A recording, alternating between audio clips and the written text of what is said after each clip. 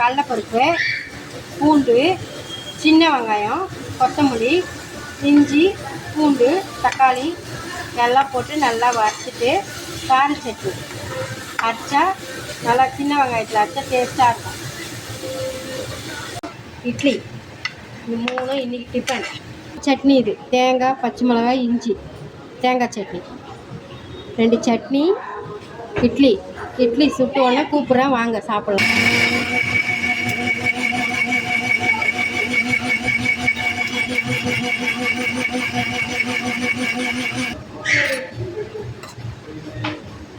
பச்சை மிளகாய், தேங்காய், இஞ்சி தேங்காய் சட்னி.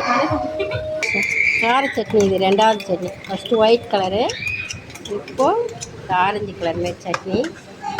இட்லி மட்டும்தான் சுடணும். 2 சட்னி ரெடி. 2 சட்னி ரெடி. இட்லி ஊற்றலாமா? ஊற்றலாமே.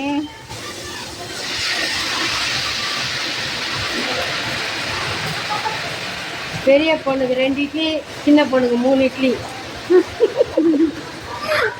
அப்போ பெரியவங்களுக்கு 4 இட்லி.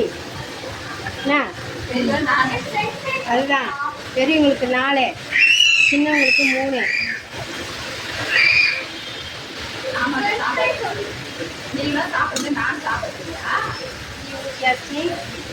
இன்னும் ஒரு ஈடு இருக்குது. எல்லாரும் தட்டி எடுத்துகிட்டு வந்து வச்சுன்னு சாப்பிட்லாம்.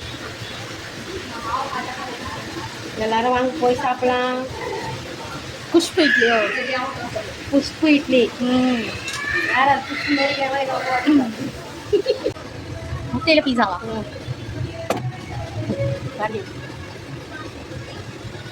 பாருங்க, குழந்தைங்களாம் விருப்பப்பட்டா இந்தமாரி பீஸா கடையில் வாங்கி கொடுத்து வீட்டில் இதுமாரி அழகாக செஞ்சு பசங்க கொடுக்கலாம். நம்ம கையிலே செஞ்சது ஒரு நல்ல ஒரு இதுவாக இருக்கும், டேஸ்ட்டாக.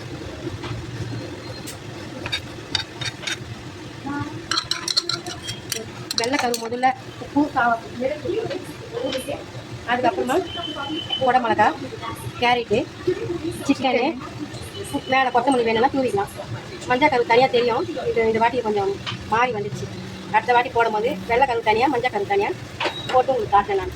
மேலே வந்து மிளகாய் லைட்டாக தூவிக்கிடும். குழந்தைங்க கேட்டால் வீட்லேயே பீஸா மாரி பண்ணி கொடுக்கலாம். சிக்கனு, குடை மிளகா, கேரட்டு, சில்லி பவுடர் போட்டு பார்க்கறதுக்கு பீஸா மாரி இருக்கும்.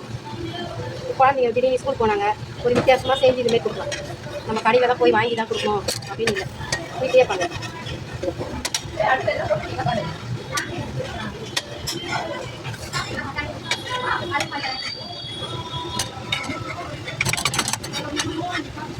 கொஞ்சம் நல்லா வரணும்.